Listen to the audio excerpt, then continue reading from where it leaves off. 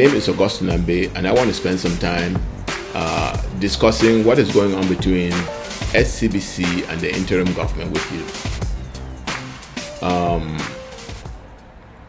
And this is important because SCBC has come not just to represent a communication tool between us as a people in a struggle, in a very, very bitter struggle, but it's come to represent our ingenuity, it's come to represent our independence, it's come to represent our resistance. SCBC is the first independence that we've given ourselves by ourselves. And so it's very important. And so anybody who comes trying to destroy it really doesn't have our interest in mind. And there have been only two people who have tried to destroy SCBC or want to see SCBC dead. One is Chiroma of La République du Cameroon. The second is Kris. Now, behind Chiroma is Paul Biya, and behind Paul Biya is the French. Behind Kris is the acting president Sako. And I'll end it there because I don't know who else is behind them. This is it. Ambazonians, I'd like you to know that the question of SCBC is not about SCBC. A little over a week ago, a very important meeting took place in South Africa by a group that is out there that you all are aware of. In discussion at that meeting, three things were discussed, maybe with others too, were discussed at that meeting in South Africa. Number one, the ownership or the takeover of SCBC as we know it by that organization. Number two, a threat to impeach the acting president, Dr. Samuel Sako, from the interim government by members of that organization. How they plan on doing that, I have no idea, but that was discussed. And then number three, that group in South Africa is now, as I speak, setting up an army on ground zero. And the goal of that army is not, again, listen to me, is not to combat La République du Cameroon. The group, the goal of that army is to sabotage and destabilize what restoration forces are already doing on the ground. Now, why do I bring this, you may ask? I bring this to say this, that the question about SCBC is just a tip of the iceberg in the bigger picture that is out there to see that the IG does not exist, to see that the IG crumbles.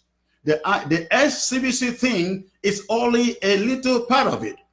And you can understand that when we hold a meeting, a cabinet meeting, and somebody from South Africa hacks into the meeting and record my discussion with department members, put it out there, and then rushes out with a video to condemn, to claim self-righteousness.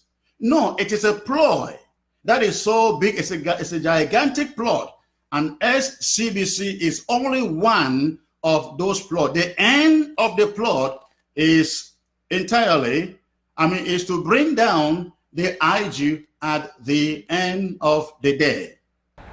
The question about SCBC is not about SCBC. The question about SCBC is not about SCBC, and I completely agree. Because if you go behind the story, you will see that the reasons you were given for shutting down SCBC are really not the reasons. I can say that because I know, and that's why I want to talk about this. But I want to address something else before we come to really talk about SCBC, so that when we're discussing it, you have a bigger picture of what's going on. Okay? And I will start by saying, and I do mean this, that I do not blame Kris Anu, I do not blame Sako and the whole interim government about what they're doing, not only in SCBC, but everything else they've done. Don't forget that before this present attack on SCBC, when Sako first took over, he refused to support the Department of Defense, which they call DOD. He refused to support them. And from the people who were in charge of this department, they said that Sako did not want to support it because he did not think that they welcomed him enough when he took over as the acting president of Ambazonia. That's the report to me. If Sako has another reason why he did not support it, I would like to hear. But that's what DOD told me, and I felt that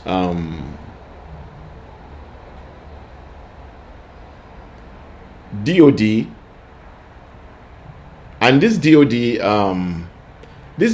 existed when this DOD existed loosely. Okay, when I say loosely, is that what I mean by that is that DOD was there, and DOD was a group of people working very hard to help the people on the ground. Okay, that was the job of DOD. They were there working to help, and that's what has kept the struggle going even till today. It's the DOD that is keeping these people going. So when the acting president came on, and I heard that he doesn't want to support it, I was very disappointed. And so let me just count this again. So it's not only SCBC that's being taken down. DOD was disassociated. They found different ways to keep doing their work, but they were disassociated, so they're not being supported by this interim government. They instead spend time and created their own, the same as they want to spend time and create their own television. If you look at what they call the cabinet now, most of the activists who were there, and these are most of the people who were there, and they were activists who've been in the struggle for a long time, have been out. They've given them bad names to throw them out. And you can go there, Dr. Carson Anyangwe, what happened to him? Milan, what happened to him? Mangang, what happened to him? And you can go down the line. So it looks like this particular administration came in, cleared the field, put their own, but that's not what you do in a fight. And like I said, I'll repeat, even I haven't said this, I'll repeat that I will not blame Kris Anu. I will not blame Sako for what is going on right now, including all the lack of support for DOD and kicking out activists and shutting down SCBC. The problem of this lies in the way our resistance to the colonial exploitation and occupation of our territory was organized. I don't know who came up with the idea of organizing a government to fight a liberation war. I have looked around and I haven't seen any place or any country who has a plan like ours that decided that, to fight our enemy, let's form a government. That's not what the ANC did. The ANC formed the African National Congress, which was a liberation movement. We've heard of Polisario, we've heard of PLO, we've heard of FMLA. We've heard of all these organizations. And I want you to listen to this very carefully, because that is really the source of our problems. It is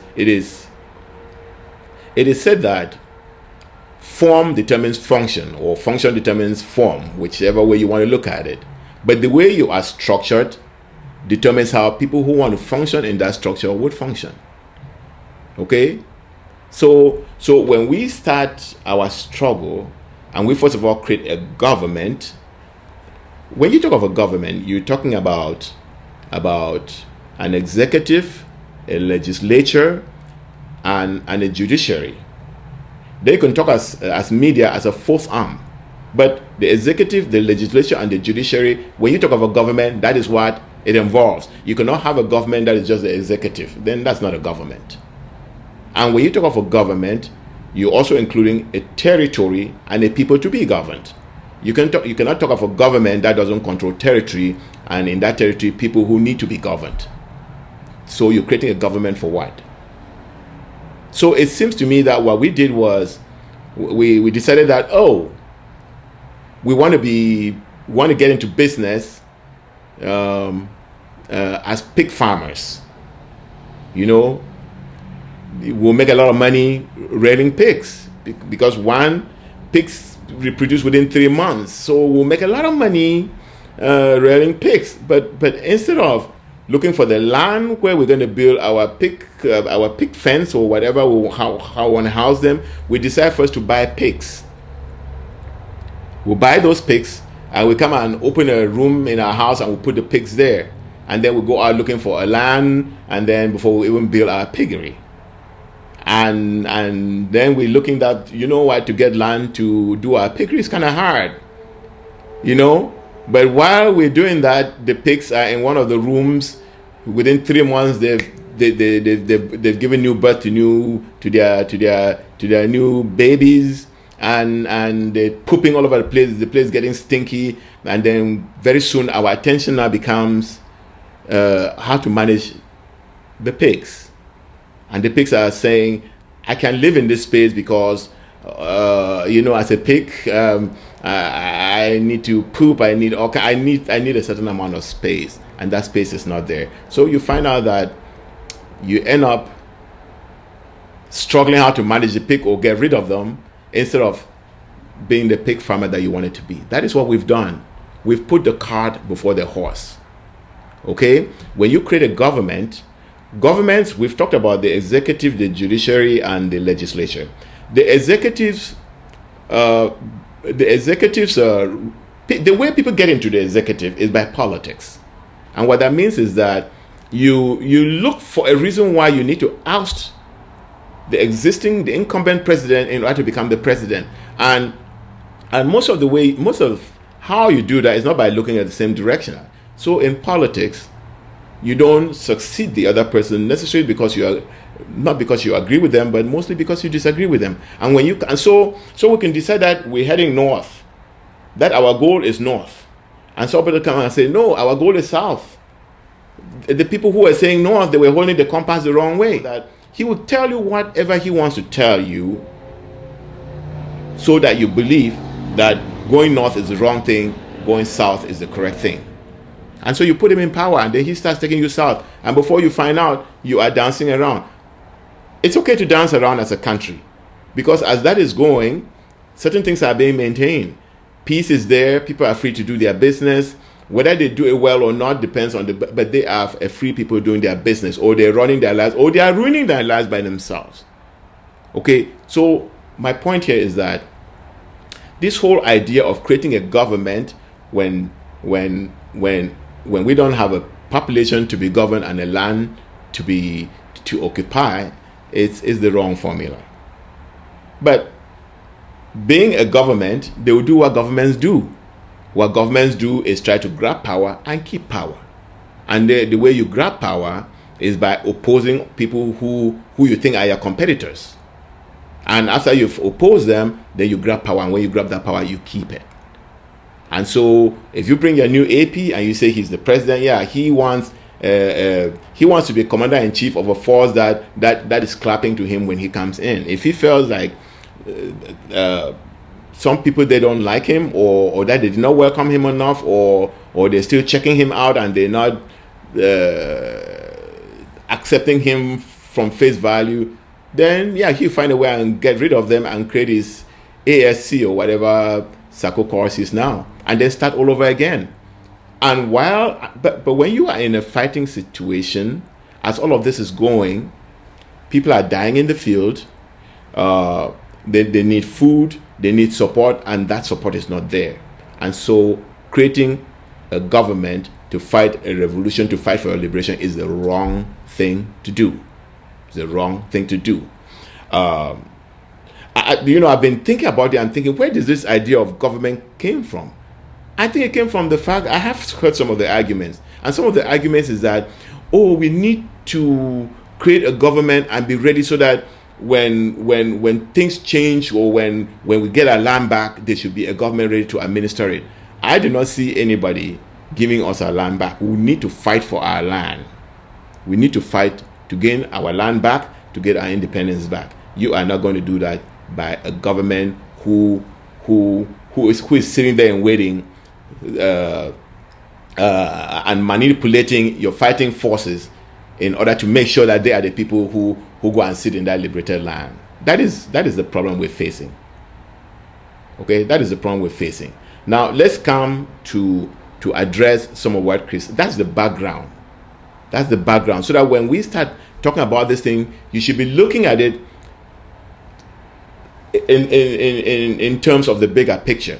That this is a government that came in and they want to be a real government, exercising governmental powers and controlling resources and monies and everything in a way that a government would do, except, and this is where the problem really lies, except that they're not a government, and it was created, it's a virtual government. And so when you have a virtual government trying to be a real government, it creates a real problem.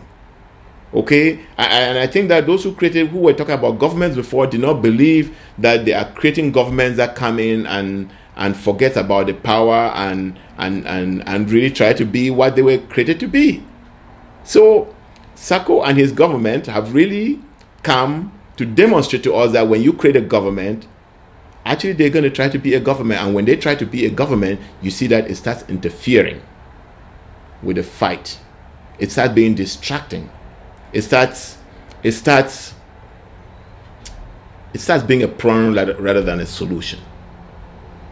Okay, so let's go into this situation between SCBC and the government. I'm going to run through what Kris Anu said, and I took some notes as I watched that video.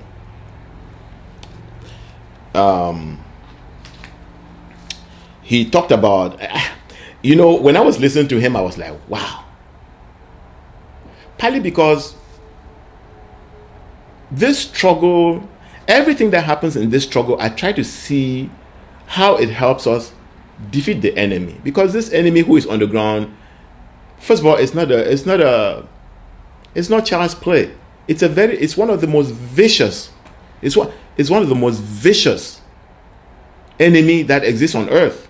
See, there was Adolf Hitler, there was Mussolini, there was a time of fascists.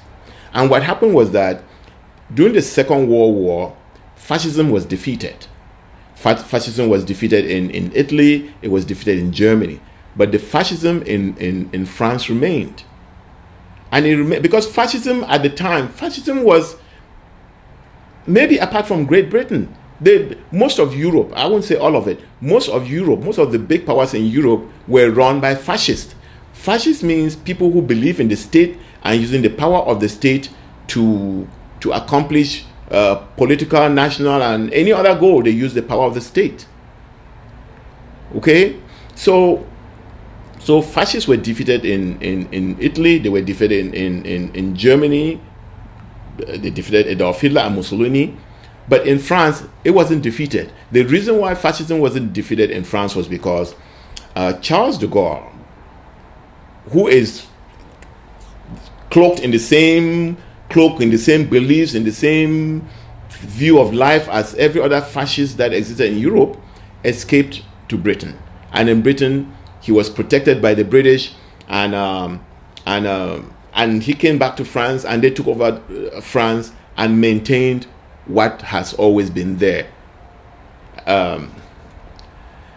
When I say that, I smile because I'm looking for a way not to say that the French are fascists, but I just laugh because even the fascists, even the French themselves, especially in the 60s, the French themselves call themselves fascists. If you read some of the literature and I've told you the story of this woman who got married to a Frenchman and wanted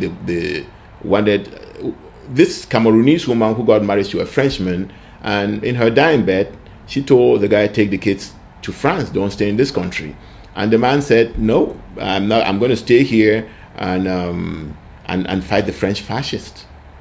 That La République has been taken over by fascists, and these fascists, that the way they plan to rule their territories is they would imprison, kill, or exile all the smart ones and take the dumb ones and put in power, control them, and that's how they're going to remain. That's how they're going to own the territory. So that's the same thing they're trying in our territory. Okay, I'm sorry I'm bringing that particular distraction, but the enemy we have is very, very, I mean, it's one that comes in and wants to destroy you and be as part of your DNA. And so we are fighting a very vicious enemy, and we need to bring our best to fight. And we need to be structured the best way in order to fight. If we make a mistake, like we've made creating governments instead of creating liberation organizations, let me tell you, I just finished telling you what a government does. Let me tell you what a liberation organization does. A liberation organization opens itself and has its members come in. And people who come in know what they're all about. If you are joining the ANC, you know that you are joining to fight apartheid. And you're joining to fight apartheid as part of Nkoti Siswe, or part of the political wing, or part of, or any of the organizations that SCAC has created in order to defeat apartheid. Okay? You don't join the ANC because you want to support the apartheid government. You don't join this NCNC in order to do what Botolezi of forgotten his party, and that's good, I should forget it. What Botolezi was trying to do. Okay, when you join the ANC, you know in your mind that you are joining to fight apartheid. And when you join, you know that Nelson Mandela is your leader, Oliver Tambo, Sisulu, you know all those people who are your leaders. Okay? And you know them for life. Okay? You don't join you join to fight apartheid. Period. Okay? And so if Oliver Tambo is not there, somebody who takes over from Oliver Tambo keeps the train heading north. Okay, he's not coming and say, no, he's not coming to now say, no, we should be heading south. No, these are people who know where they're going. They all know who the enemy is. They all know what they're fighting. They know what they're fighting towards. That's what movements do. Okay, and that's the difference between a movement and this so-called government that we formed. Okay, now it doesn't mean that we haven't created movements. If you look at SCNC has been banned in our territory, but SCNC was an opportunity.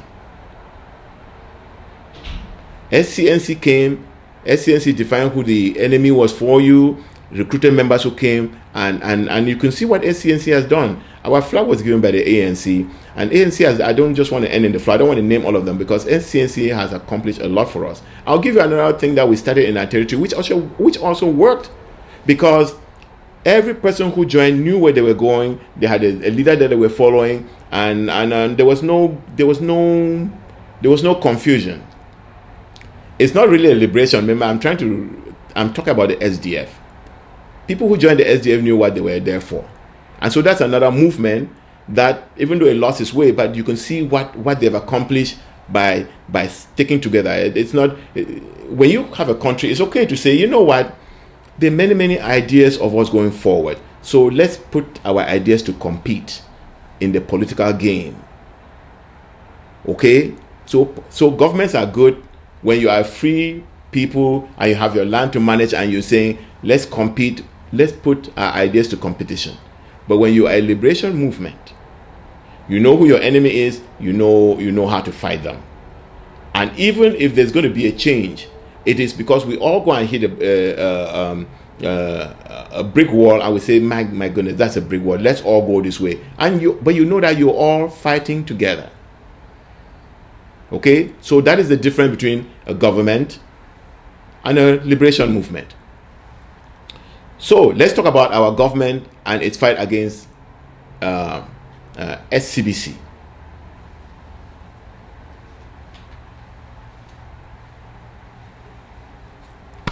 So Mr. Kris comes and he says, in his presentation, he says, Ambazonians, I'd like you to know that the question of SCBC is not about SCBC. A little over a week ago, a very important meeting took place in South Africa by a group that is out there that you all are aware of. In discussion at that meeting, three things were discussed, maybe with others too, were discussed at that meeting in South Africa. Number one, the ownership or the takeover of SCBC as we know it by that organization. Number two, a threat to impeach the acting president, Dr. Samuel Sarko, from the interim government by members of that organization. How they plan on doing that, I have no idea. I tell you what, Mr. Anu, nobody else has an idea on how to impeach your AP, because what we have is virtual, and so when you talk about you see, so these people, because they think they are government, they start using government terms like impeach, and when there's nothing like that. So I can already tell that this idea about impeachment is coming from your head. It's coming from your paranoia. It's not coming from somebody who wants to hurt the AP and he's thinking about impeach. How do you impeach? When there's no judiciary, there's no legislature, how do you impeach? So no, you can already tell that that was not true. And then number three, that group in South Africa is now, as I speak, setting up an army on ground zero. And the goal of that army is not, again, listen to me, is not to combat La République du Cameroon. The group, the goal of that army is to sabotage and destabilize what restoration forces are already doing on the ground. Scope is not setting an army in ground zero. I mean, I went to a barbecue yesterday, and I was talking to a very staunch supporter of the IG. Even he did not believe that that was true. He said no, that one was a lie. So what I asked him is, okay, if that was a lie, what makes them? Why don't you believe the other things are not lies? You know, so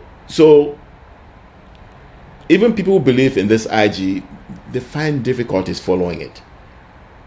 Okay, because they are really trying to be a government, but because they don't have what it takes to have a government, they are bungling around and causing problems. Now, why do I bring this, you may ask? I bring this to say this, that the question about SCBC is just a tip of the iceberg in the bigger picture that is out there, to see that the IG does not exist, to see that the IG crumbles. The SCBC thing is only a little part of it. And you can understand that when we hold a meeting, a cabinet meeting, and somebody from South Africa hacks into the meeting and record my discussion with department members, put it out there, and then rushes out with a video to condemn, to claim self-righteousness, No, it is a ploy that is so big. It's a gigantic plot.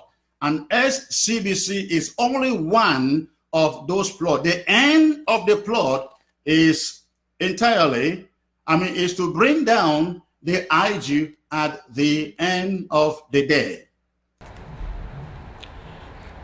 The other thing that he said was that somebody from South Africa hacked into a meeting and recorded his discussion. You know, this thing really came public because there was a voicemail that was released with Kris updating his cabinet, saying how they've created their own TV station. It'll be up in a very short time, and they will not pay the bills of SCBC, and that'll be the end of that. So when this recording was leaked out, now Kris is saying that somebody from South Africa hacked it. That is not true.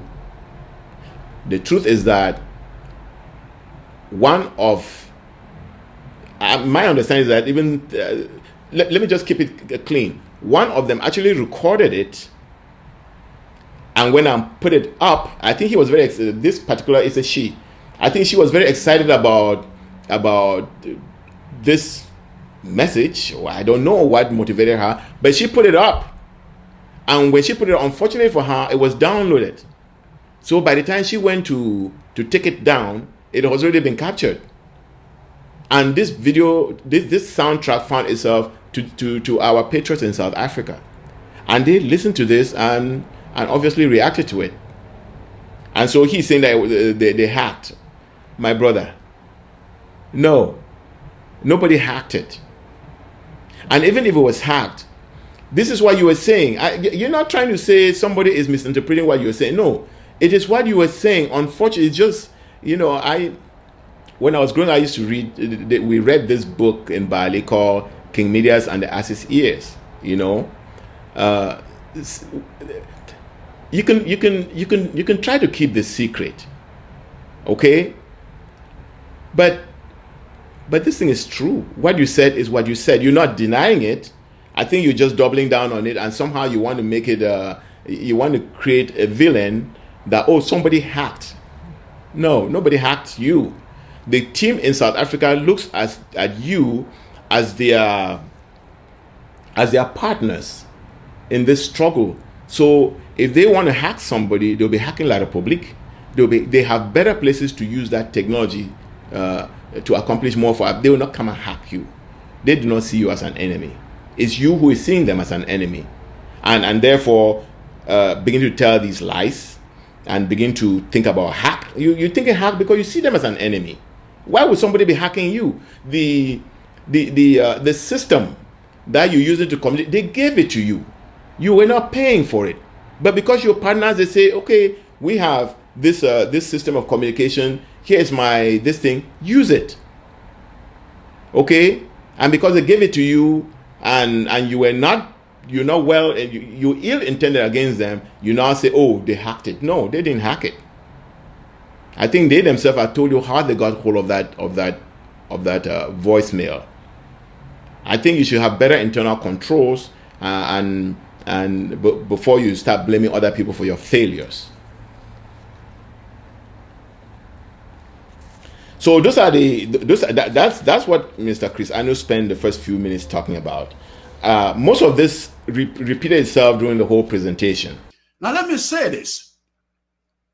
As SCBC, the initiative came out of South Africa by Ambazonians. The initiative we have always thought, was meant to be a sacrifice, like everyone else is sacrificing in this struggle. In this revolution, many people are sacrificing in many diverse ways. Sometimes I do not go to bed till maybe 3 a.m., 4 a.m. And some of you surely too don't go to bed till maybe 2 or 12 midnight, just sacrificing for this revolution. Some of you may be going to bed early than others, but you are also sacrificing in revolution one way or the other, maybe through your generous giving. It is all sacrifice.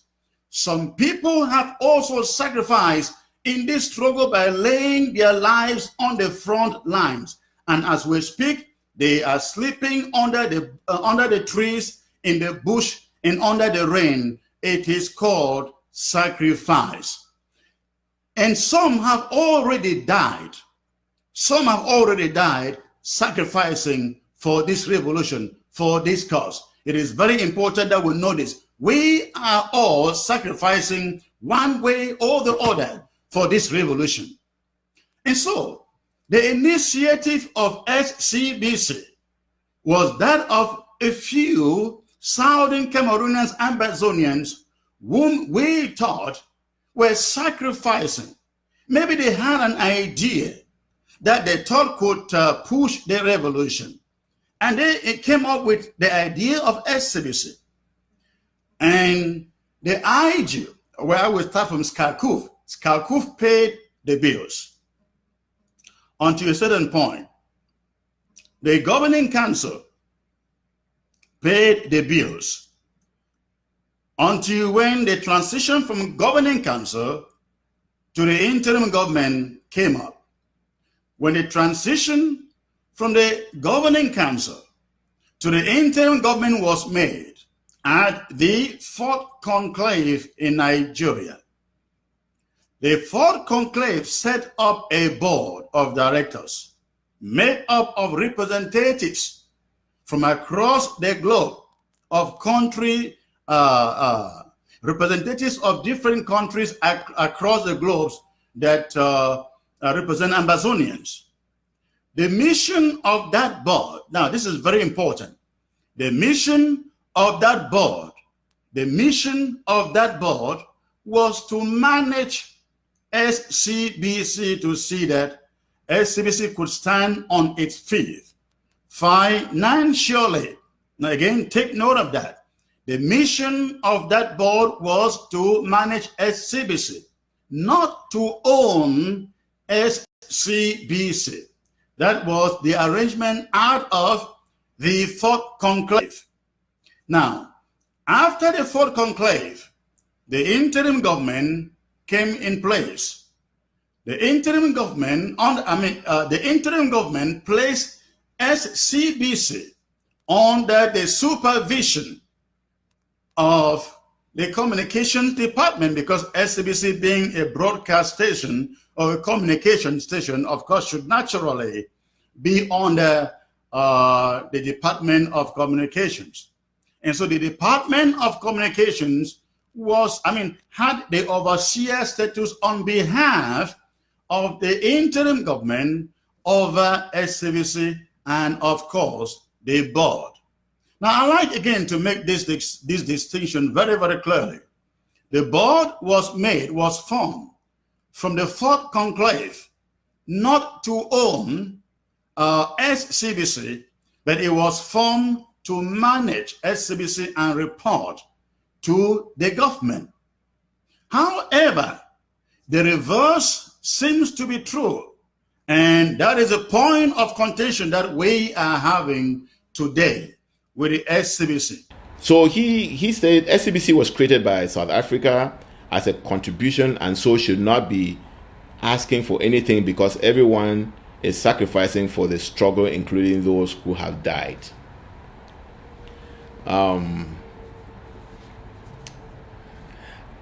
Let me say this. I think this is really a misinterpretation with bad faith of what the guys in South Africa are talking about. Okay, these guys in South Africa are saying we are willing to continue to do this. I mean, I think Derek is the CEO of SCBC. I think in his own presentation he says we are all sacrificing and struggling for this. We are all sacrificing, and as we are sacrificing, we're also trying to make a living. But to run a TV station and run it good and grow it like SCBC is planning to grow, you cannot do that by using part-time work. And so if we can make it so that the people running the TV station run it well, grow it, it's better. And for those people to be able to do that, they need to feed their families. To be honest with you, what they are asking, what they are asking for is not even something now. They're saying, look, we are ready to sacrifice for this, and we have sacrificed. Don't forget, you agree that they created SCBC. They could have taken that creation and make it a commercial station to just run African music. I tell you what, they'll be making money today. They can make it an MTV of Africa, and it will make money. They could do a lot of things with it, and it will make money for them. But because they are patriots, they want to see their country free, they said, let's use it for this. But if we want to make it be the product that we wanted it to be, we need to put more time in it, and for that, we need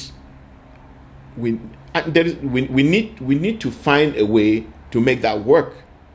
And for that, they were asking for a piece of SCBC, not even to be cashed now, but down the road.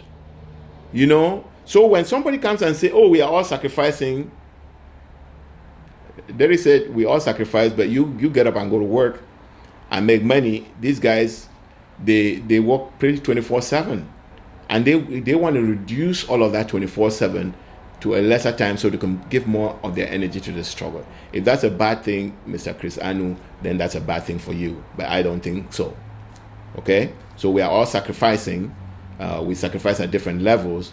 But Bob Marley says, how does he put it?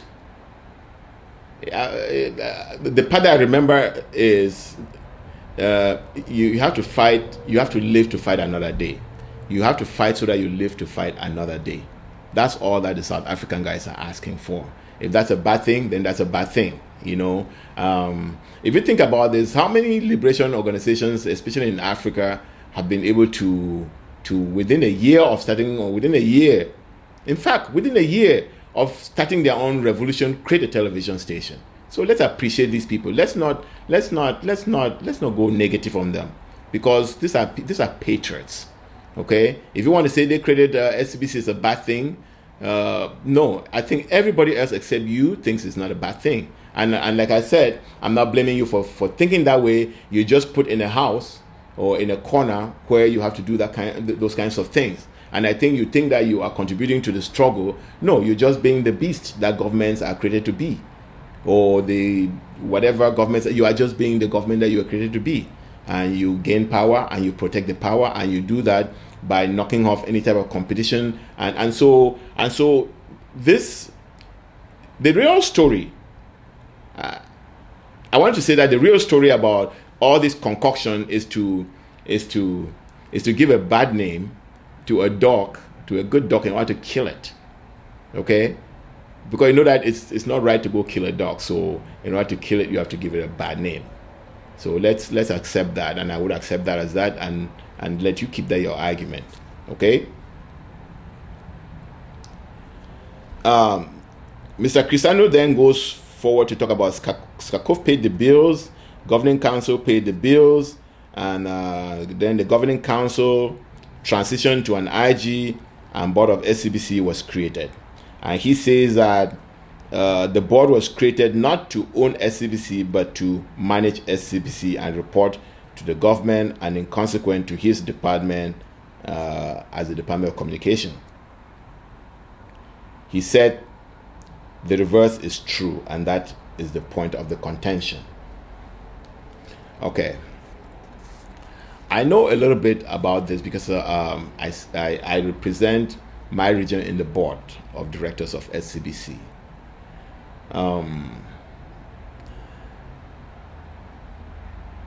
The problem that Kris Anu has been having, the Kris Anu and Sako have been having with the board, has to do with the privatization of SCBC. That's the only issue. Okay? Well, there's another one where Kris Anu wants to determine who goes onto SCBC, and the board is saying no. Let's not get into that. Let's not go down that route. Okay, but let's talk the first one first. And I think in discussing this, I would say that this privatization thing we've been talking about, which is creating a problem with this interim government, or with this regime, is that in the fourth conclave, SCBC was given the authorization to go and privatize so that any monies that come into the government is used for the struggle. Okay? Because the bills to sustain SCBC are pretty hefty. So they said, go and privatize, bring in outside money to run SCBC, so that any monies that come, we use it to fight the fight on the ground. Because that is really the main fight. Okay? Our first fight is not to create SCBC where Kris Anu goes there 4 or 5 times a day or a week talking to our people. No, that's not fighting. That's not fighting. Okay? The fighting forces that we really need to support are on the ground, so that all the monies that come, we send it down. And because this is a shooting war now. Paul Biya declared war on us, and we have to defend ourselves. And when Sako first came in, I love when he came in, because when he came in, he said we are going to fight these people, and I will do it overtly. I'm not going to stay away from it or deal with third parties. I'm going to fight it. So I love the guy for that. But that has not happened till today. Okay, so the privatization was so that SCBC go create its own. And let me say this: the privatization of SCBC is not to be authorized by the IG. It's not to be authorized by. It was authorized by the fourth conclave, because the fourth conclave created the IG and also created SCBC. Okay, so let's talk in terms of a real democracy, as they will want to be a government. Okay, in a government you have the legislature, the executive, the judiciary, and the fourth arm is the media. So SCBC is the media of Ambazonia. Okay, and as a media, obviously they have relationships with the executive and with the other branches that are not existing. As we're saying that, I wanted to say the Restoration Council is supposed to be the legislature, but actually that Restoration Council, the head of that Restoration Council was appointed by Sako, and I understand that most of the people in there were appointed, and so really it's just part of the executive extending that way. Okay, but the truth is that SCBC's privatization was given by a higher authority, or what was supposed to be a higher authority, which was the fourth conclave. Okay, so when this fourth conclave was created, it also created the board. Obviously, if you're going to have this organization going on its own, yeah, it will have a board. The board now, you see, I don't know how it is in other parts of the world. In America, the board is the owner of the television or of the organization or of the interest that it represents. Obviously, that board has responsibilities to the state government that authorizes it, or that gives it a license to operate as a 501c. Okay, but the government doesn't come and interfere in how the board runs the organization. So this board is not Kris Anu's boy. Kris Anu can have a relationship with them to make sure that they are serving the population that they said they will serve, and that they're serving it properly. But you don't come and say, I'm going to, now you report to me, and I'm your boss, and if you don't do it right, I will cut your funding. SCBC is a branch of our struggle that was authorized by the fourth conclave to go and help in leading communication in our struggle.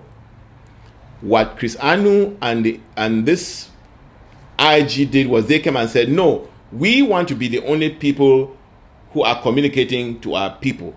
Any other people fighting somewhere, we don't want them on that television. And guess what?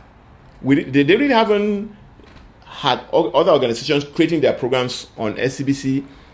Or what some of the content providers on SCBC are doing is that they invited people. They invited a guest. And when they invite these guests, there have been 2 guests that have been invited.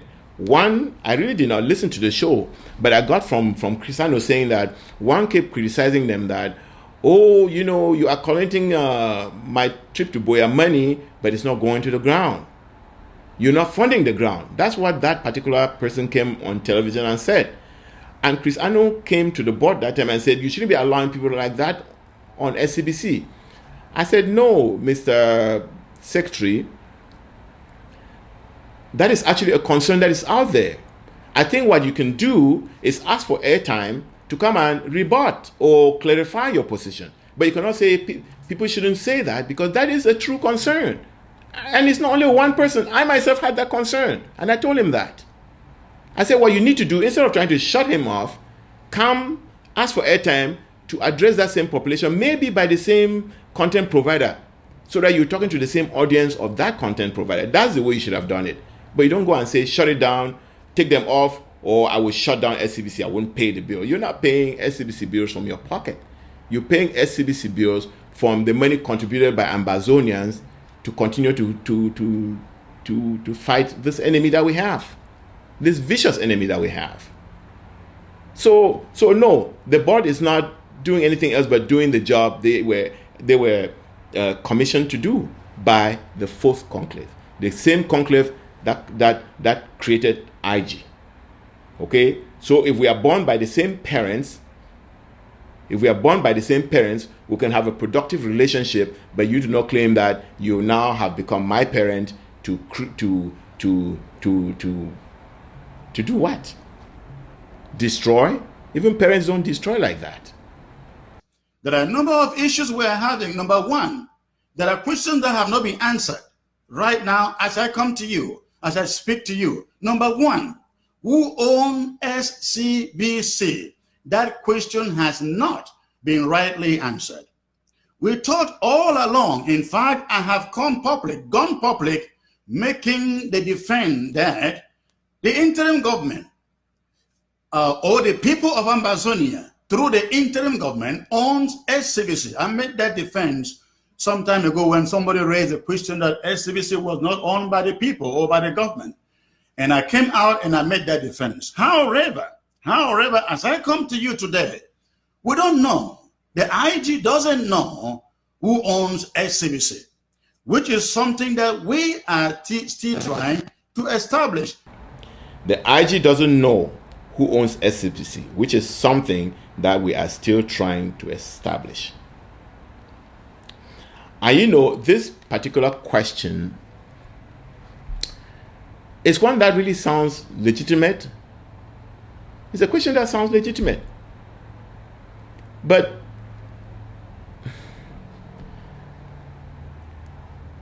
the legitimacy that Mr. Kris is trying to create is a false argument.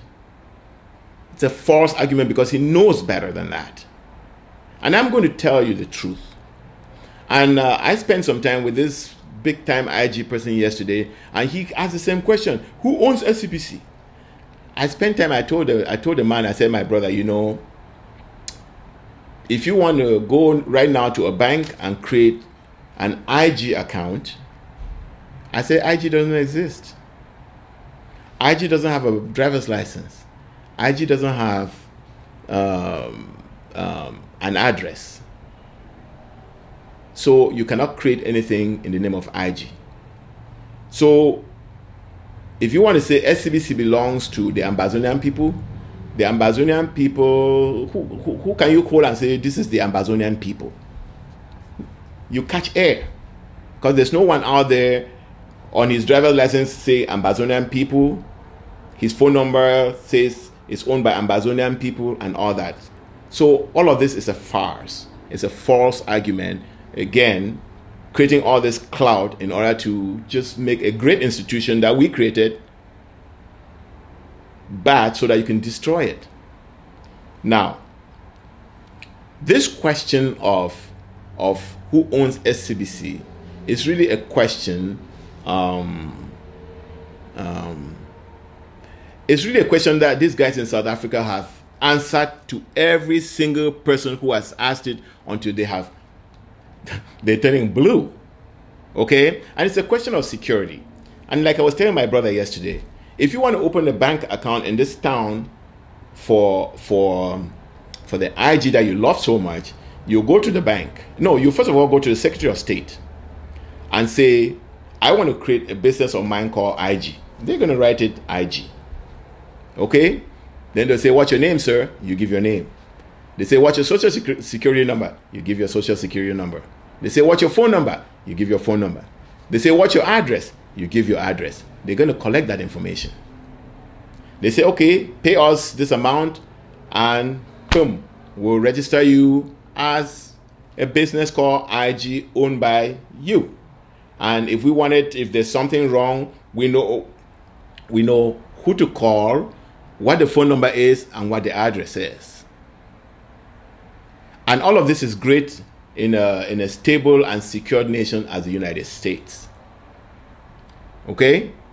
If we were somewhere else, let's assume that the United States turns side, or let's assume that you said you're the IG, but you're really a drug dealer.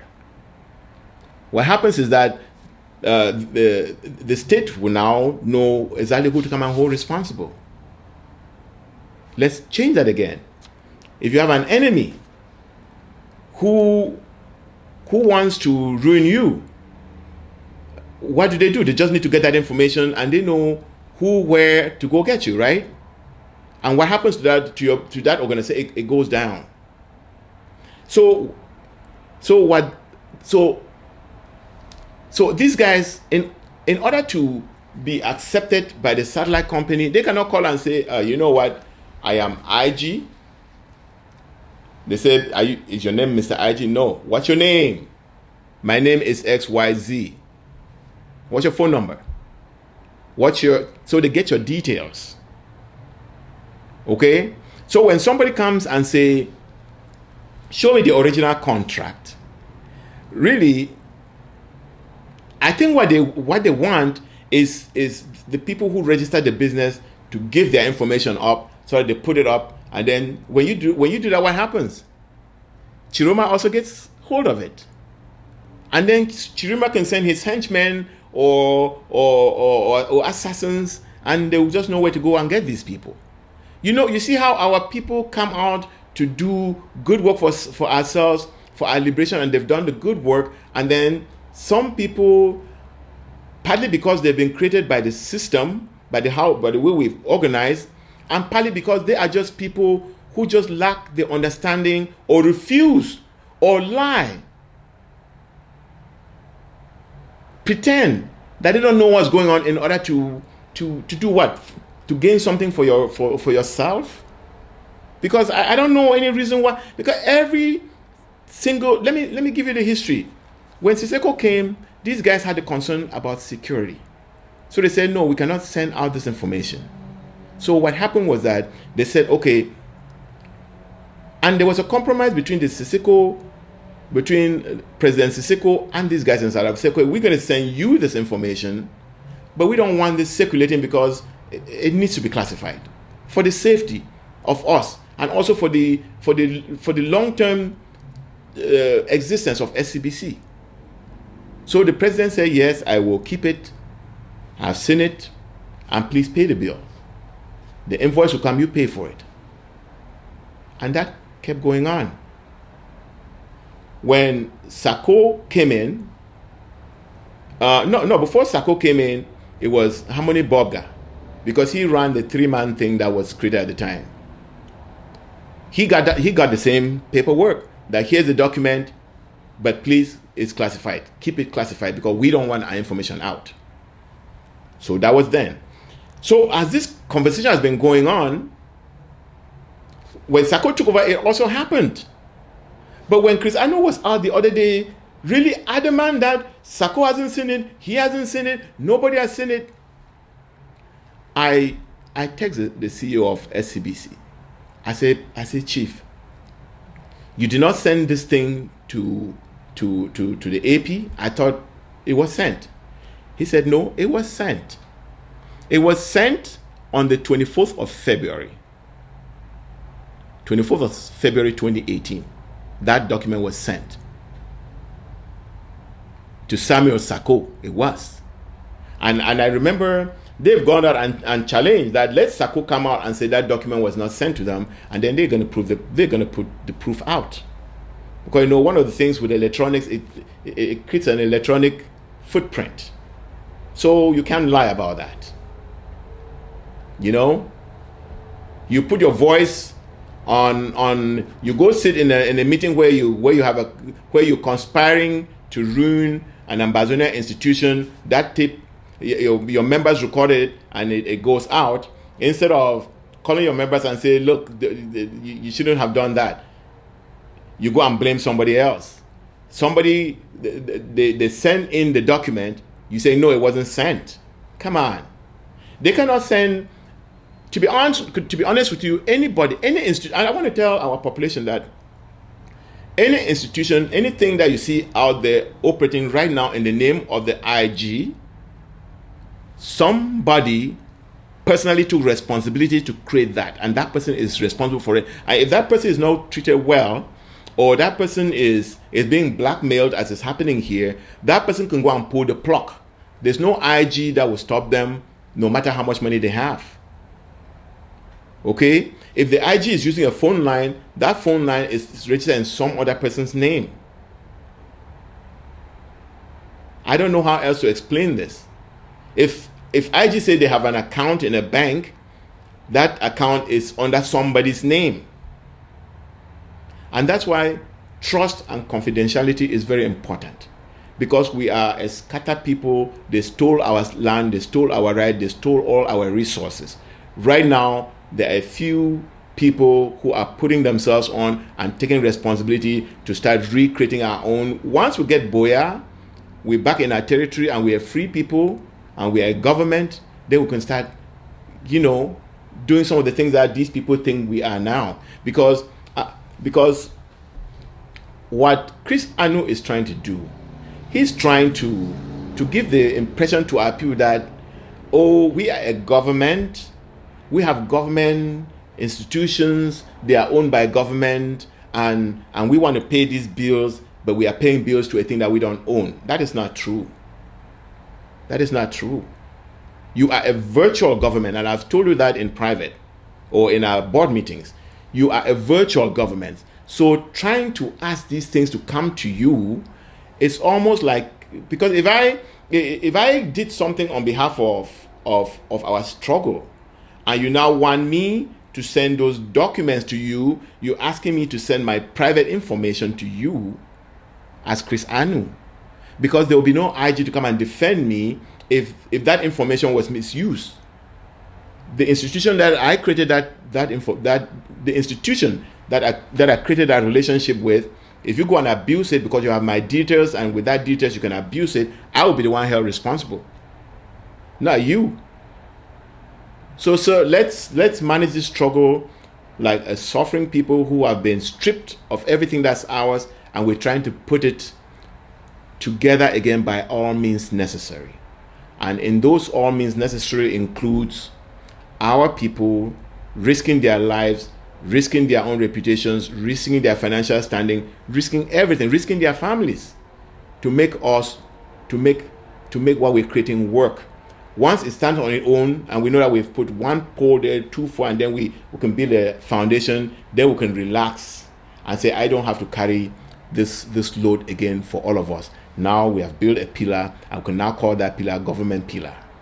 Okay, but until then, it is individuals in this struggle that are doing little things, just like the kids on the ground. The kids on the ground that are fighting for us, no IG went and said, you come line up, be an army, fight for us. No, these kids saw vandals coming to their community, calling them names and raping their sisters, burning their grandmothers in houses, shooting their parents on the street indiscriminately. And they decided that, you know what, I'm going to pick a stone, I'm going to pick a den gun, I'm going to pick a machete, I'm going to do what I can. Okay? I see that the AP said, okay, I will now start organizing all of you so that we fight more like a cohesive fighting force. That is great. But it's a resource that created itself. Okay? And let's not go blaming them now. So, because that's what you do when you blame the people in South Africa and say, and say, you own it, but I pay the bills. You know, if you were to go and rent space in a TV station to broadcast in the territory, it will cost you way more, because the way this particular administration, you know, the Samuel Sako government thinks that running the revolution is talking to our people 4 or 5 times a day. The AP comes up, Kris comes up. I'm smiling because Santos come up from the press house, from the state house, that has created its own press corps. You see how we try to create something to be functional, and we take it and then we actually truly believe in it. When you really believe that you are a real government, then you start talking about state house when there is really no state house. And they start talking about a state house press corps when all of that is really garbage. You know, what we're trying to do, and I've already said as a model, is wrong. But it's wrong because people like we talk about now carry it and it goes into their head and they actually think that they're real. No, it's virtual. And let's keep it virtual, keep it lean and mean. Because, you know, if you give a badly produced car, if you give a poorly manufactured car to a mechanic, a good mechanic, even though it would take him 4 hours to do a journey that should take him 1 hour, because every 30 minutes he has to stop and fix something, he will still be able to use that poorly managed car to go somewhere. We are not even trying to do that here. But if you give a poorly designed car to somebody who doesn't even have a clue of what cars are meant to do or how cars run, guess what? They won't even move from step one. And that is what is happening with our struggle. That is what is happening with our struggle.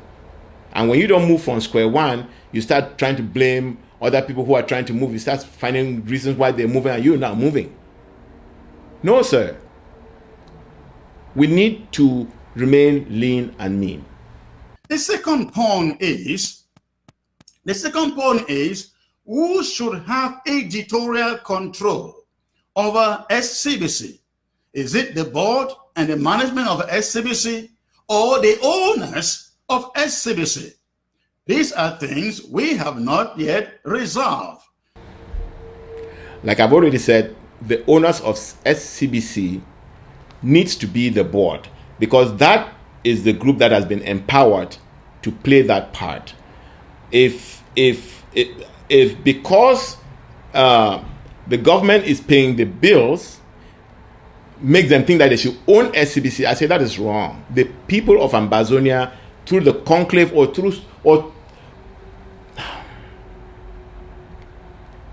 like I already said, SCBC as a privatized organization was commissioned by Conclave 4, and Conclave 4 also commissioned the creation of this executive. Okay, there's a relationship between this executive and SCBC, the same as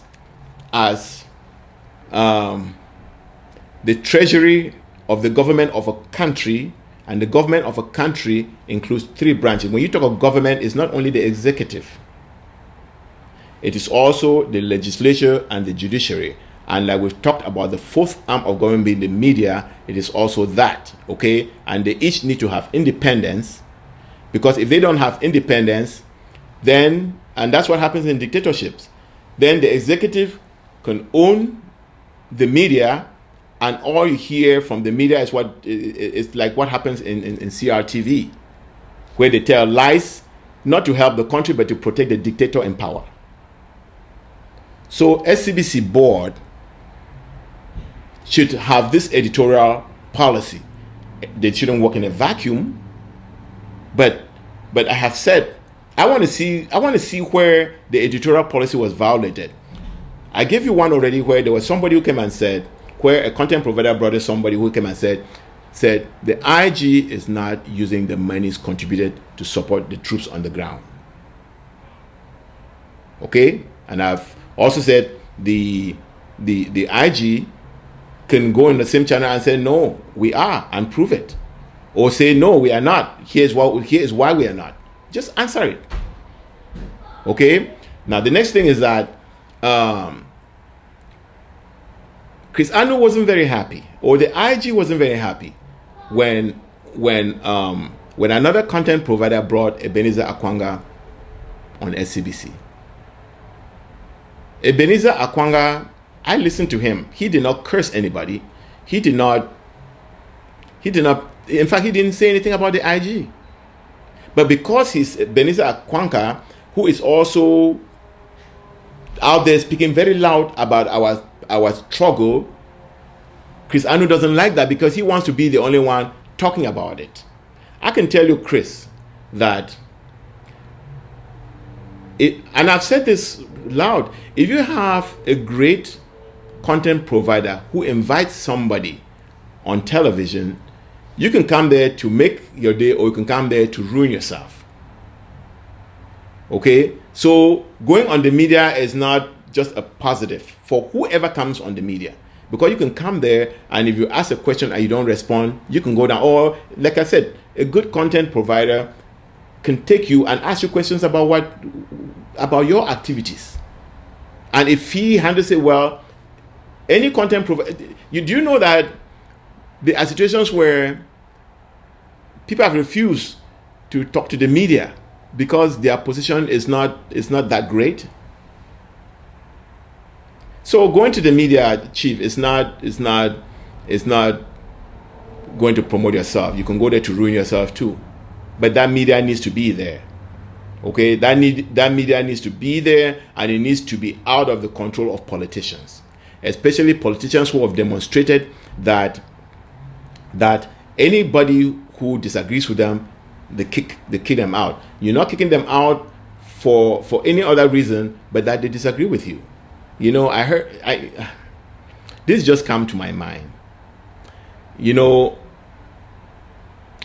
maybe people who are religious are used to standing on a pulpit and preaching to a congregation that comes there to listen. In real life, it's not that way.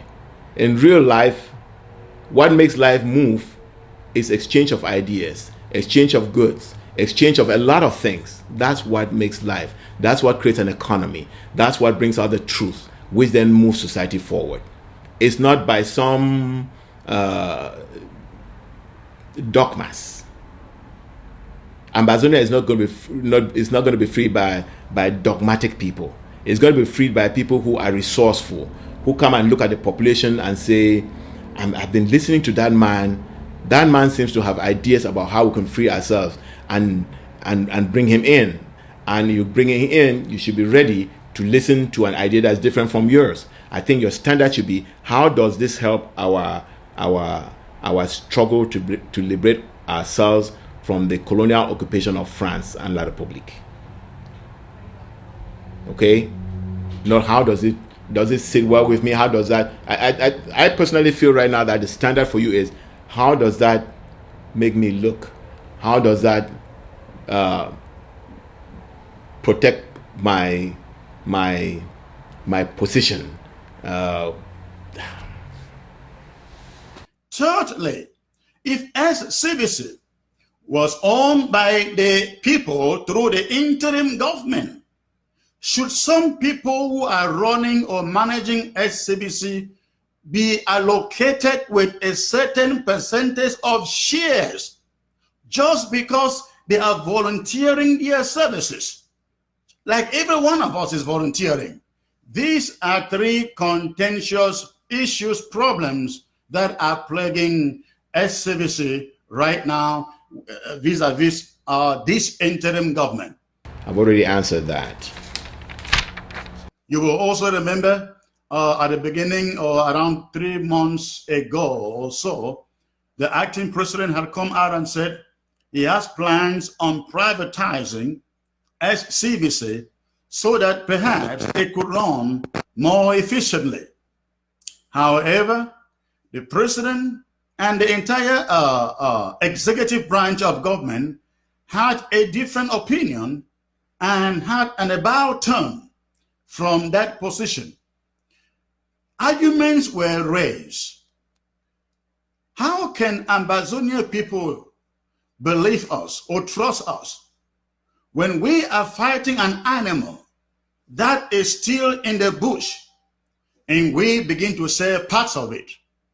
We thought Ambazonian people would not take this lightly if should they hear that we are trying to sell part of SCBC. And so on 3 different occasions discussing this subject, Cabinet resolved, or let me use the word, Cabinet voted after discussion, after debate, heated debate on 3 different occasions. The 3rd occasion, the chairman of the board of directors of SCBC was brought on board to present the cabinet with a picture of what he thinks selling of shares or privatizing SCBC means to them. And so after listening to the chairman of the board, the cabinet still went forward to vote overwhelmingly for the 3rd time against privatizing or selling shares of SCBC. I will bring you the reasons why. And the Restoration Council, which is like our National Assembly, has listened to this case. Country coordinators have listened to this case. I have testified in their hearings. I have testified at the Restoration Council, and so with the board chairman. He has testified with country coordinators. He has testified at the Restoration Council. And I want to tell you, assure you, Ambazonians, that the overwhelming opinion has been, we cannot. SCBC cannot be traded, cannot be sold any form, not in the middle of a revolution. SCBC cannot be sold in the middle of a revolution. And that is, you know, when I listen to all of it, it doesn't make sense. You know, most dictators, when they want to take over power, or when they take over power, they say they do it on behalf of the people. Meanwhile, they're doing it on their own behalf because who are the Ambazonian people you're talking about? Ambazonian people are in the bushes and as refugees in Nigeria. Some of them are in La Republique. So really, what we're trying to do, and that is again, a liberation movement will not be dealing with all this crap talking about the Ambazonian people wanting him to control a television station in order to stifle any other voices. Okay, a liberation movement will not be doing that. The liberation movement, it's true that they will not have this problem. They created their television station, but I tell you why they will be correct. They will be correct because their raison d'etre is fighting the enemy.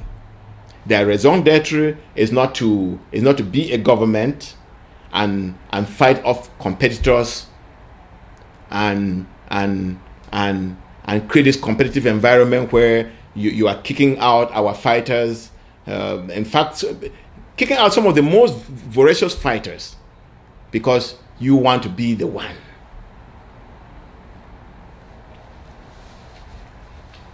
So no, all these questions that I say Ambazonian people are asking, they're not asking those questions.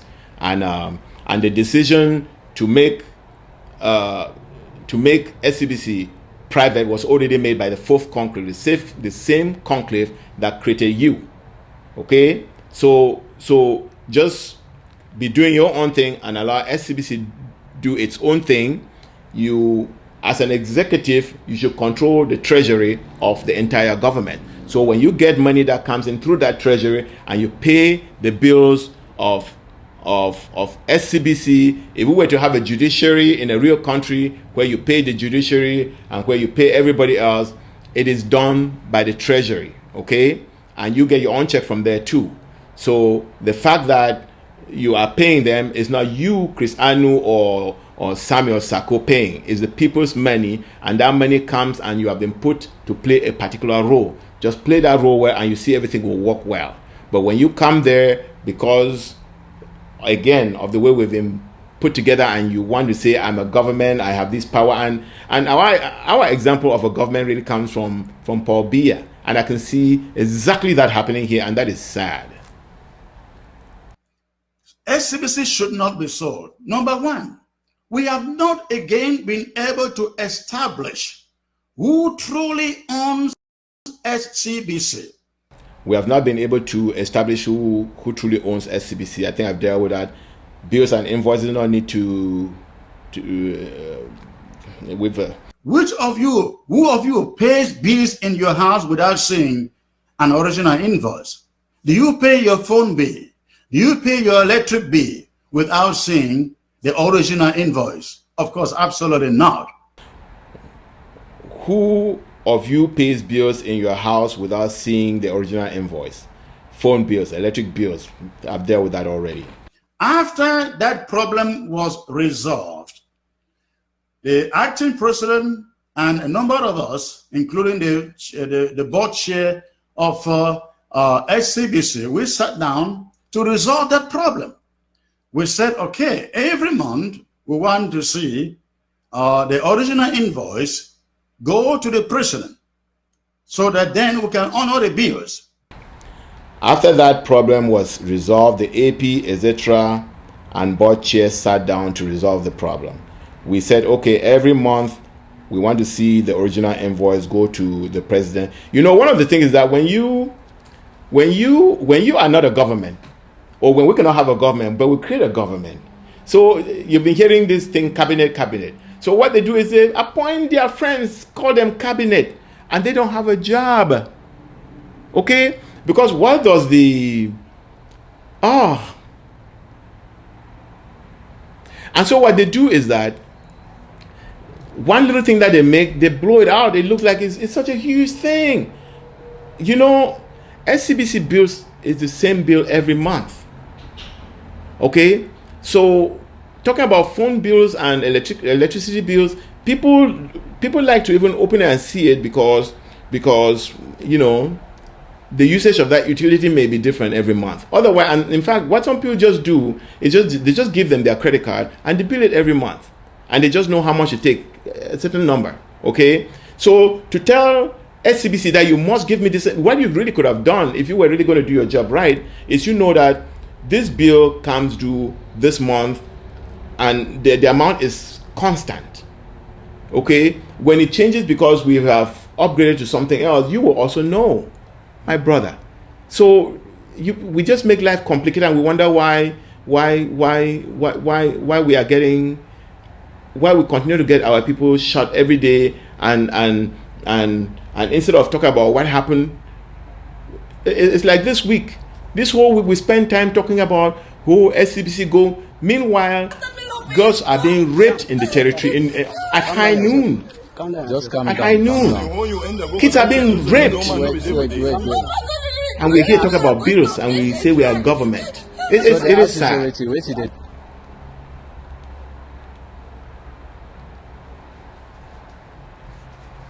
So you have to hold a meeting with the board chair, secretary of communication, the president, the restoration council to pay a bill. It sounds like a bunch of people don't have anything to do.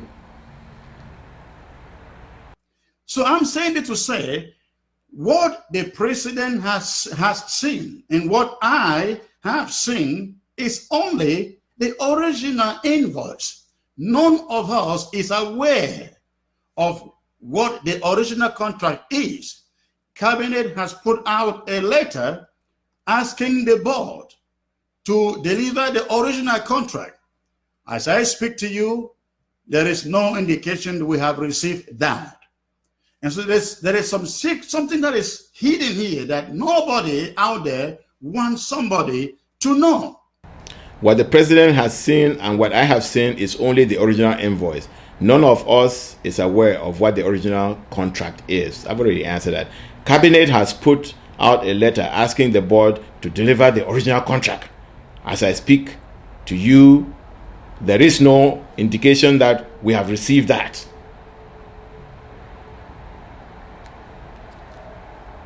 there is something that is hidden here that nobody out there wants somebody to know.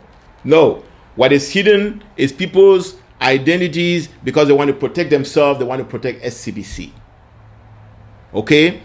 There are only two people out. I'm repeating myself. There are only two people who want to see SCBC dead.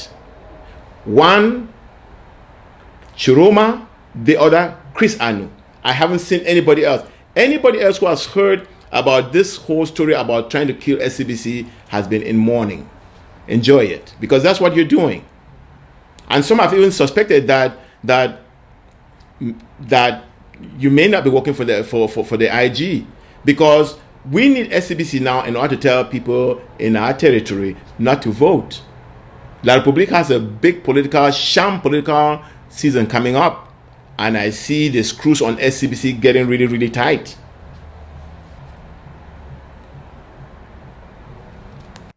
And so when we thought of privatizing SCBC, how can you even privatize something you don't have a handle over? You don't know whether you own it.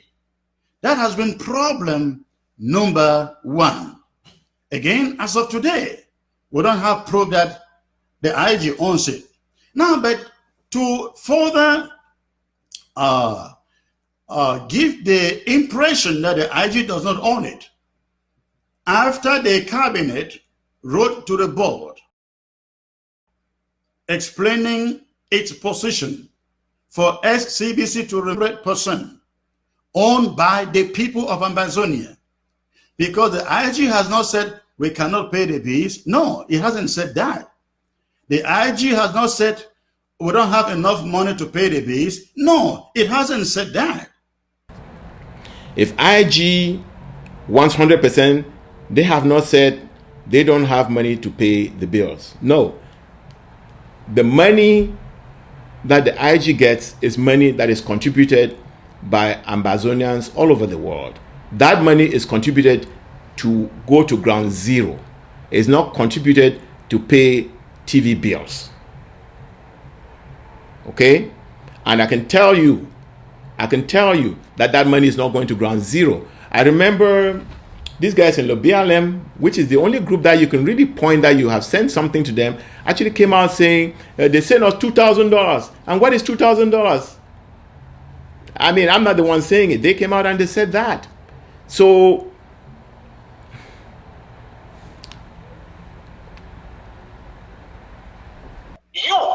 how can you as a pastor, please, not even able and Sako to call other family leaders that look at, they just raped a girl yesterday, look at, they just killed an old man, look at, they just killed a baby, but you people have no heart to even look at the struggle of the people on ground zero to organize here and support our boys and girls and our mothers and old people on the ground. Now stop is going to all right. Hold on, I will answer your question. Let me answer your question, please. Let me answer your question. I think you got the premise completely wrong. It is one thing. You have to realize that there are other groups on ground zero who are fighting the same cause like the IG or the Restoration Forces are doing, and this IG is supporting them with all that it can. And remember, we haven't started this war yet, sir. I would like you to sit and watch and see what comes up in the few days.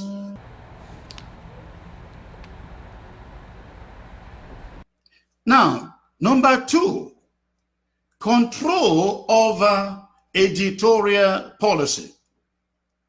If the IG, the people of Ambazonia, owns SCBC, the IG that represents the people of Ambazonia should have a full handle, not in a dictatorial manner, but at least to control what goes on the air, what is said over the air.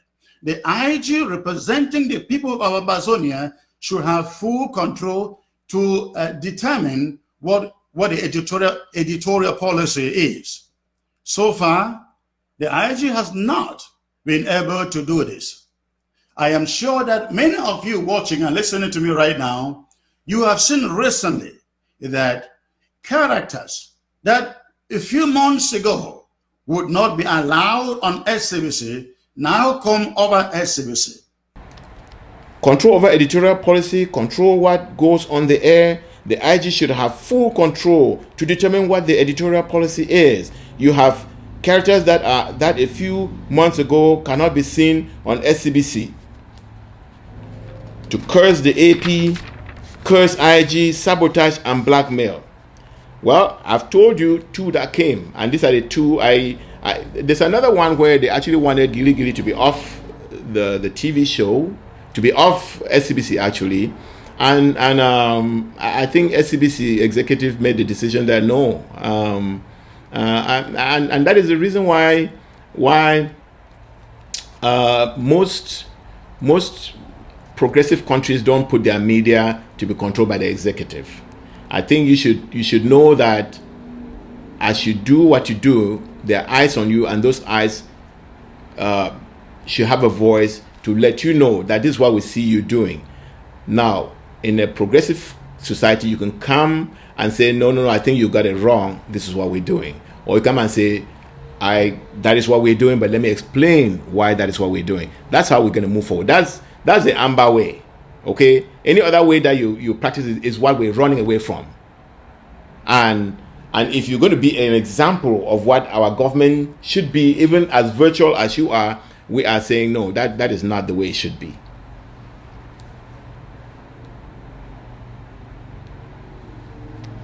Now, thirdly, the board came up with the marketing plan for the shares, or for selling the shares of SCBC.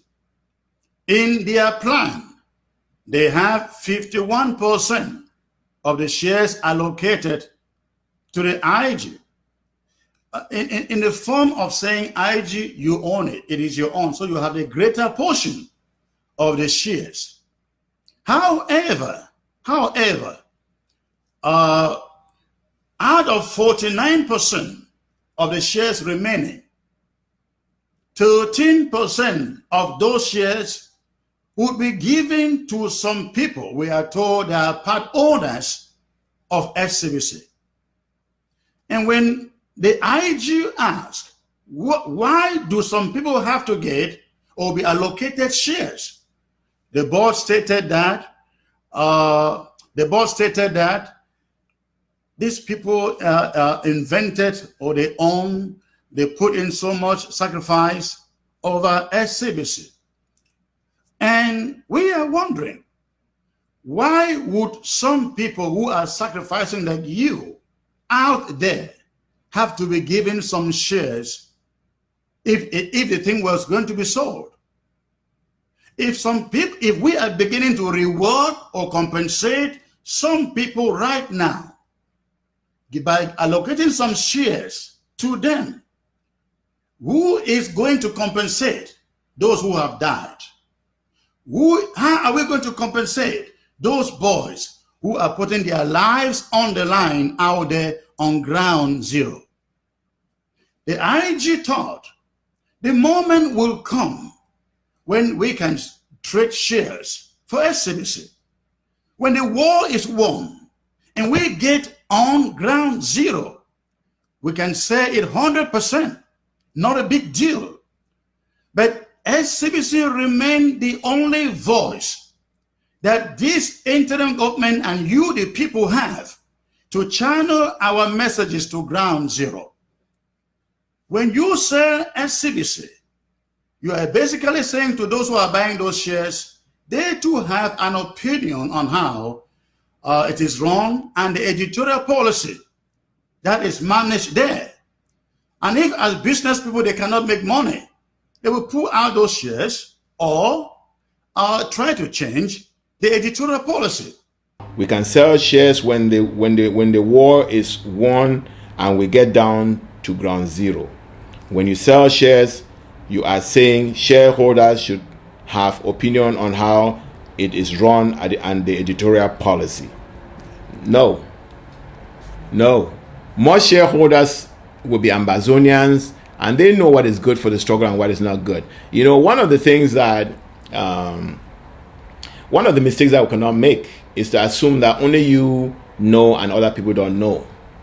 Okay? You cannot assume that. The people who will invest are, first of all, people who like SCBC as it is now. They are not people who want to come and do something else. They are not corporate raiders. And in order to show, and look, I cannot know how much more well-intended SCBC board and its executive could have constructed themselves. In these shares that we're saying, we have given the Ambazonian people, and if you want to claim the Ambazonian people like you've claimed, then we have given the IG 51%. That 51% is to allow the IG or the Ambazonian people to remain in control of what happens or doesn't happen in SCBC, even with shareholders. Because in corporations you have to own majority share in order to change the corporation. So what you're saying is not true. People who know will know that's not true. Now, lest we forget this, we have examples of SCBC in London, in the BBC. The BBC is managed by an independent board, but the British government still owns it and have the overall say, the final say over the BBC. It's the same thing in America with the VOA and with public radio. It is owned by the people through the government.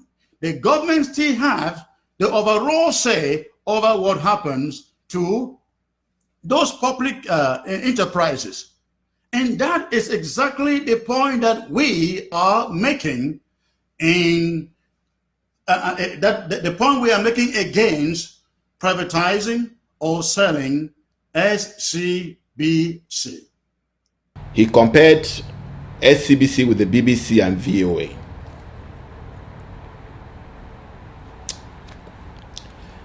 You know, the BBC and the VOA are really good comparisons, except the VOA is really, the VOA is not the VOA is really an arm of the Secretary of State. No, yeah, the VOA is run by the State Department. Okay, so it is their way of communicating to the world. And I think we should treat SCBC more as an internal media. Okay, and I would think that even BBC that broadcasts internally, I don't think they want to be like a communist operation the way you're trying to make SCBC become. Yeah, because what you want to make SCBC become becomes a communist operation where only members of the Politburo can talk to the people, and nobody else. They want just their voice, nobody else's voice. So it's not a very good comparison. Great try though. Now you guys will remember that SCAPAC had issues with SCBC over the same issues of their unwillingness to release original invoices to SCAPAC. Again, if you pay bills in your house, you want to see those invoices. So this number of things is making the IG to say, listen, privatizing SCBC now is not the right thing. SCAPAC had issues with SCBC over their unwillingness to release original invoice. Same issue.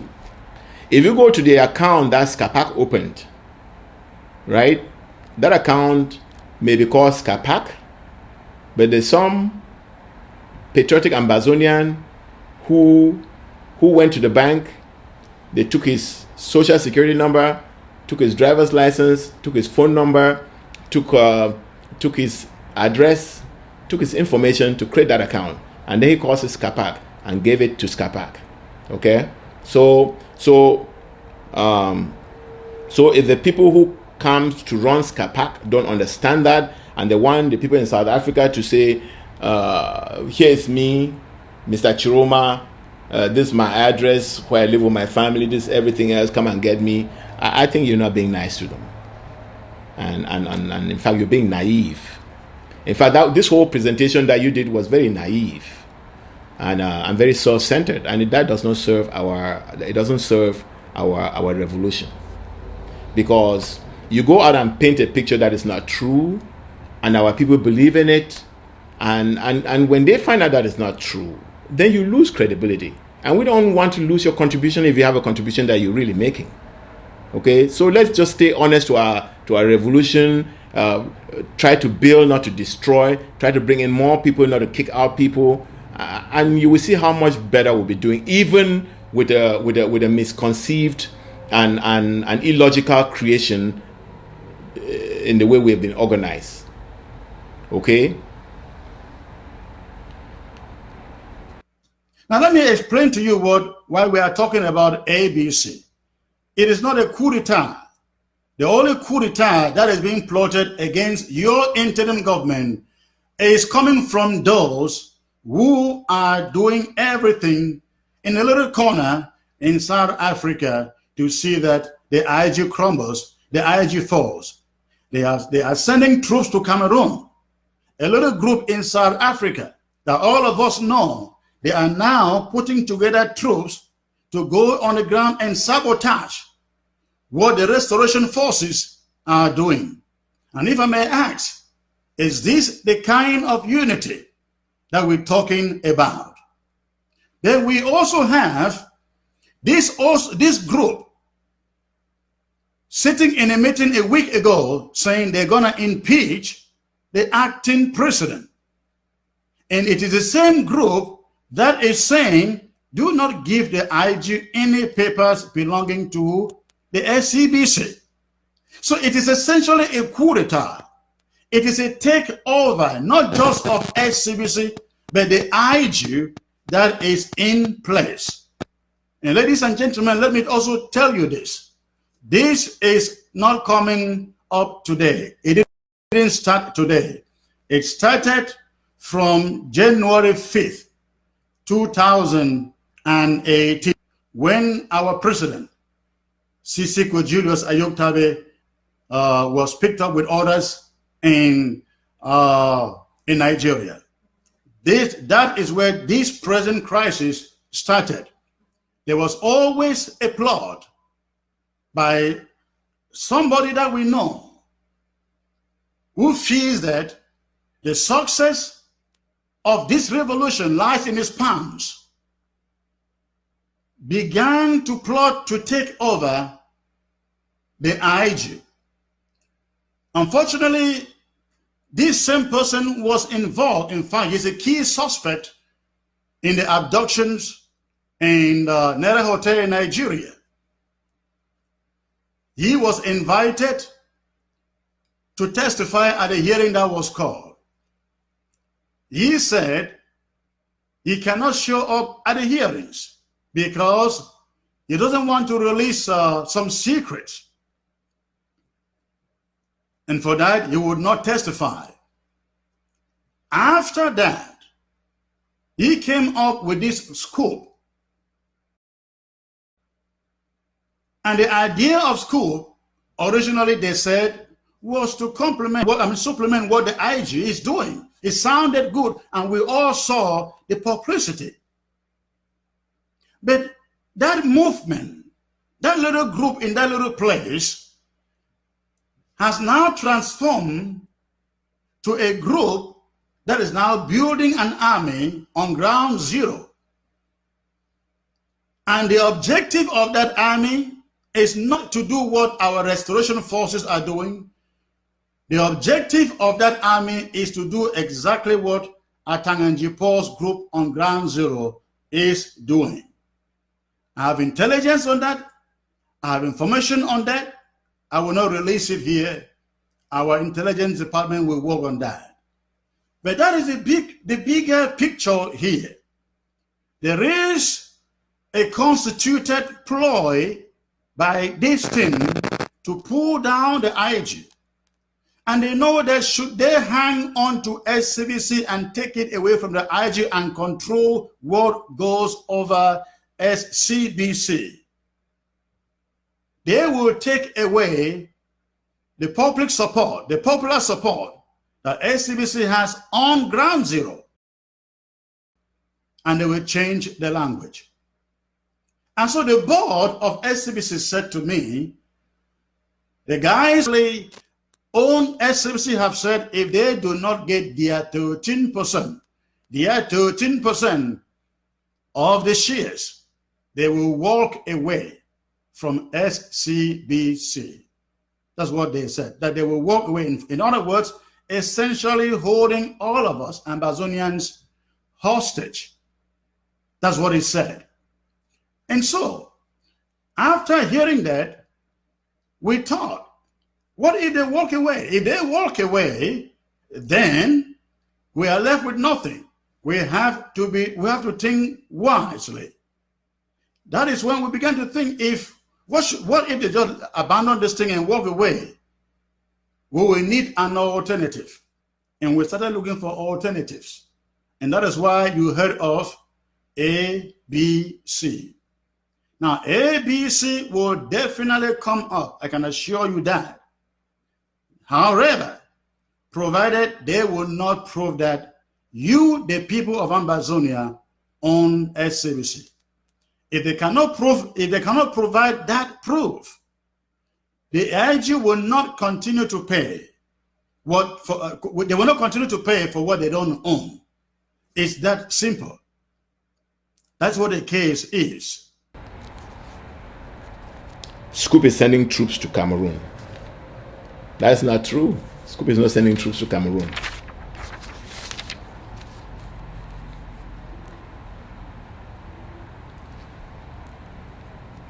The plot to take over IG, he does not want to release some secrets.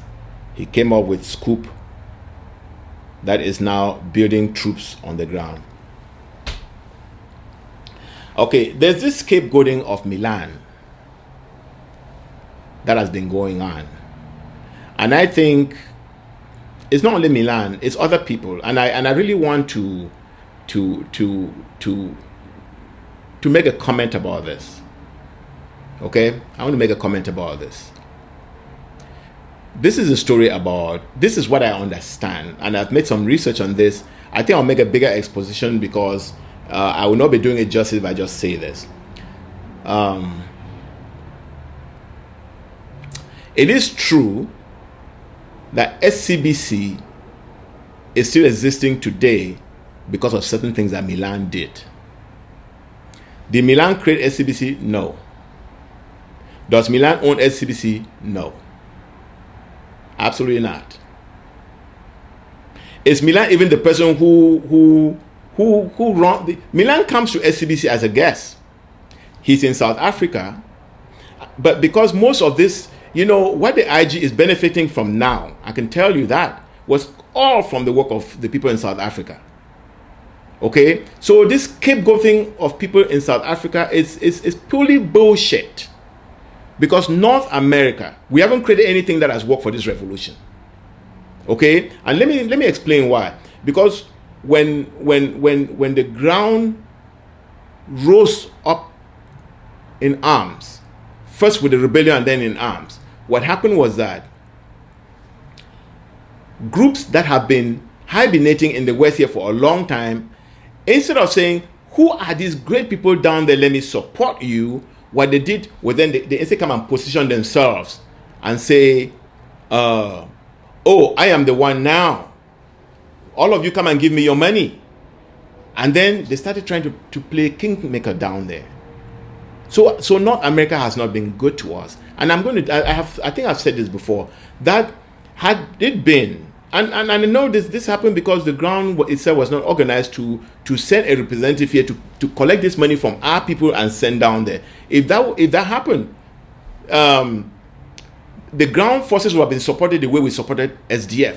Because SDF had their representative here, there was John Frundi there, so there was nobody vying to be the president of Ambazonia or the leader of SDF. Because Frundi took that position, so that was shut off. Then they appointed Bojong, who came here, and all our energies and our cheers for SDF and our marches for the SDF translated in our contribution of monies that went to this particular representative of SDF, and he took the money and sent it down. So all the money went down. It wasn't, they didn't send the money to AGC or to Morris or to the IG, and then they take it and then play around with it, pay for whatever they pay for, you know, and then call down there and then say, I have this money, make me your commander-in-chief and I'll give you this money. Make me your commander-in-chief, I'll give you this money. Or swear allegiance to me and I'll give you this money. That is what is happening. But I tell you, one of the beautiful things that, because of that happening, one of the beautiful things that is happening now is that each people from their own committee are beginning to support their own fighters on the ground directly. And I hear that is working marvelously. You know? So the people of Bello, they are contributing money and sending it down to the people in Bello direct. Okay? The people in Bafu, the people, all our people, they are beginning to do that. And if you're not doing that for your community, please start doing that. Start finding ways to get money to your own people directly. Because when you send that money through these middlemen who are sitting in the West, what happens is that money, only a part of it goes down to the territory. And that part may not even the majority of it. And that is sad. And so, even though the conclave said, even though the conclave told SCBC, go look for outside money, fund yourself, keep doing the good work you're doing, so that any money that come is used on the ground. This interim government wanted to say, oh, no. I only want to be the one on that TV, so your money that comes to me to send to ground, then I'm going to take part and I'll pay you 100%, but I want to be the one on the 100%. That is wrong. That is wrong. And this wrong comes from the way we are organized to fight our struggle, which is wrong. We don't need to create governments. Governments will come when we have a territory to be governed and a people to be governed. Right now, we don't have a territory and we don't have a people to be governed. And so you find this elephant in the house whipping around, and it's not the environment where it needs to be. And all you see it doing is creating conflict. I really wanted to come and have this conversation with you. I hope I've helped you understand some things that you did not understand, but have a clear picture, because there are two things we cannot do in this struggle. We cannot lie to ourselves. We cannot lie to ourselves, and we cannot allow anyone to lie to us. Okay? We need to be focused, because every day people are dying. And as La Republique is knocking our fighters, you know, we always say we are winning. Yes, we are winning.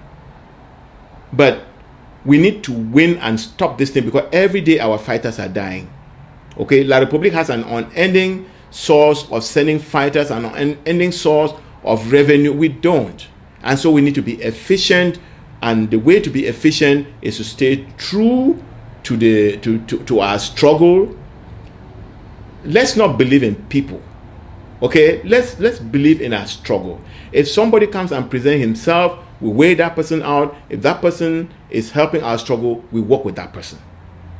Okay, I have no allegiance in this struggle to anybody. I have allegiance to the struggle. I do what I can to help the struggle. If people come to me and they present themselves and I check them out, you have to check them out. You have to find out, who is this person talking to me? What's his background? What's his previous involvement in the struggle? What has he done to be the person to be doing it? Do all of that. I'm going to be coming up with another show where we kind of try to do all of that to know who our leaders are. You know, otherwise we allow ourselves to be pit against another, and so we end up fighting each other. Those who want SCBC privatized and those who don't. Those who support the IG and those who don't. All of those are fake. They're dividing us and tearing us and working for the enemy. That does not work for us. Thank you.